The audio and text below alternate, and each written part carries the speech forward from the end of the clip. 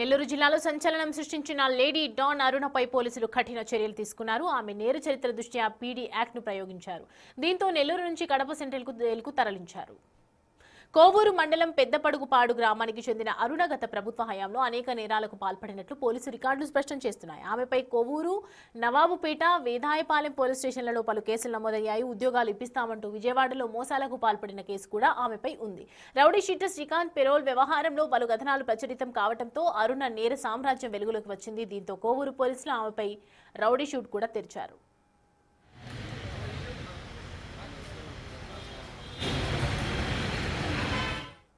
అరుణ నేర కార్యకలాపాలను అరికట్టేందుకు ఆమెపై పీడీ యాక్ట్ నమోదు చేయాలని జిల్లా ఎస్పీ అజిత వేజండ్ల కలెక్టర్ హిమాంశు శుక్లాకు ప్రతిపాదనలు పంపారు.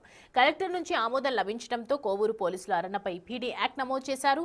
ప్రస్తుతం నెల్లూరు జైలులో ఉన్న ఆమెను కడప సెంట్రల్ జైలుకు తరలించారు.